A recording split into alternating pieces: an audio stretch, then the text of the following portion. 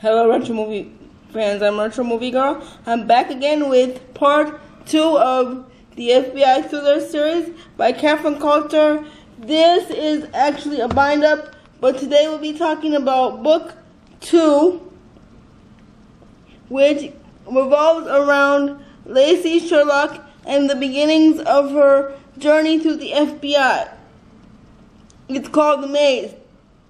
The beginning of the journey starts with her having nightmares about her sister Belinda, who's dead, who died a long time ago, and she's having fears. She doesn't want to let anybody into her house. She's like, all these crazy nightmares are going on. When one night she decides she's had enough of that and she wants to make her life better, so she decides to join law enforcement, and oddly enough, she goes straight for the top for the FBI. So she studies a chronicle, and she goes through physical training and all sorts of things. And then when she's done with that now, she gets assigned to this special unit run by Dillion Savich. And she gets to, she's new in town, she doesn't know anybody. So Dillion says, why don't you go shopping? Why don't you do this and why don't you do that? In the meantime, she's hiding a secret about her sister's death because nobody knows about it really. So she's hiding that secret. Plus, there's some other things that in the next section of this video I'll get into. But the FBI thriller series is a really good series, and I think that you all should check it out. So I'll check you on the next side of this video.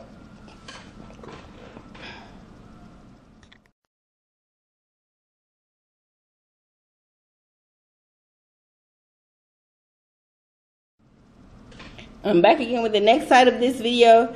The most important thing that you need to know is that Sherlock is driven by the death of a loved one, which is usually the case with the FBI thriller series. They're usually driven by something. But it all starts when she steals Dillion's password for his computer so she can gain access to all the files and the profiles and everything on her sister's killer to see if he's been in the system before. This creates problems because she gets herself into a whole bunch of situations that really, as a trainee, she shouldn't really be in. She almost gets her ass fired from stealing Dillion's password for his computer system.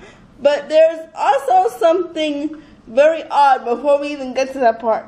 When she's in Hogan's Alley, and there's supposed to be, what Hogan's Alley it's a training facility. It's like a whole town for the FBI to practice in, to do simulations in. And when she goes to this alley now, she has to stop a robbery suspect. Well, guess who the robbery suspect is? If you said Dillion Savich, you're absolutely, completely right. But one thing I did notice when they got into it was that he pushed her into the bushes really, really, really, really hard and was like, I'm going to push, and he disarms her, which is supposed to be really difficult, but for some reason she just can't hold on to that gun, and it's just a really funny scene. It's what I like to call a connection scene, where the two characters connect, but then they move off from each other and they go on to other things. Like, she's got her friend coming into town, her friend Douglas, who seems to be somewhat attracted to her, which creates a problem because Douglas is actually Belinda's ex-husband, which is difficult in the first place. And it's like he keeps coming around, and things get even more complicated when Dillion starts to come to her house and wants to hang out. Yet another connection moment which shouldn't be taking place. But by the time we get to that connection moment, a lot of things have happened between the time in Hogan's Alley, and which is the first connection moment, and the time that they're actually staying together in his house. Like, for example,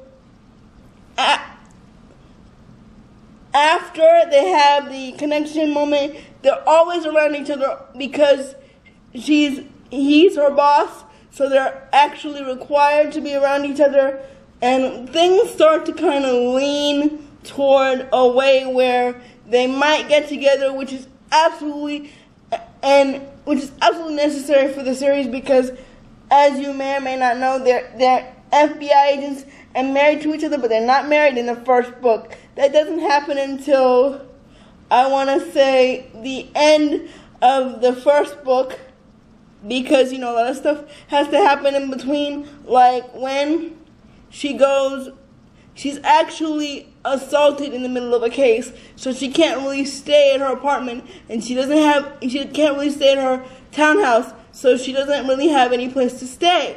So Dillion offers her a place to stay, which kind of gets kind of sticky because at this particular point, she's still having, sometimes she would still have the nightmares, and it gets kind of sticky, and he gets in bed with her, and they're not really supposed to. The first thing he says is, I'm not really supposed to get in bed with you, but I got in bed with you anyways, and things happen naturally as they do, and it's like a slippery slope.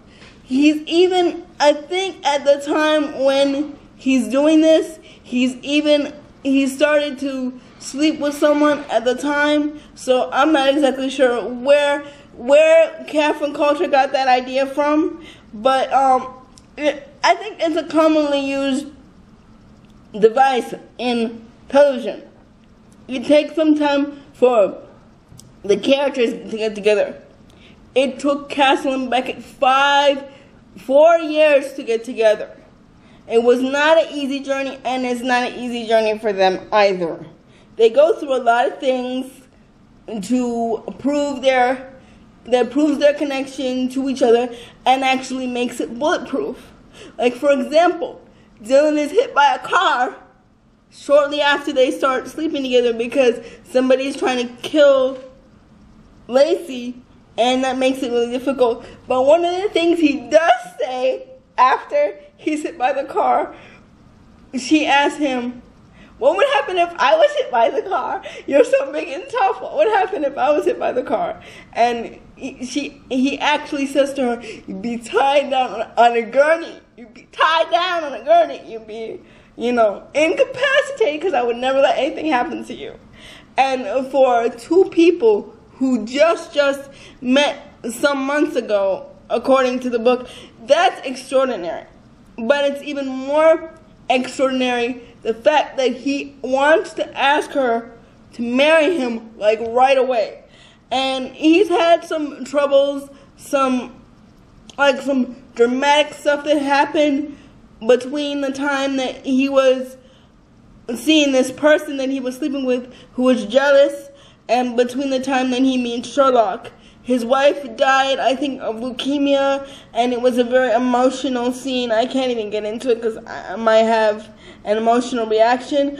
But those are the things that get people together. The fact that he was hit by the car. The fact that she was assaulted in her townhouse and couldn't stay there and had to stay with him.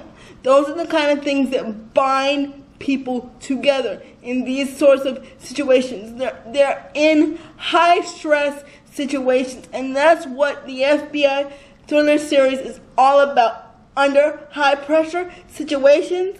And if you want to know more about this book series, I'll be putting Catherine Coulter's website and the information about this series and how many books there are in the description. So I would like to thank you very much for watching this video, and I will talk to you in my next video, which will be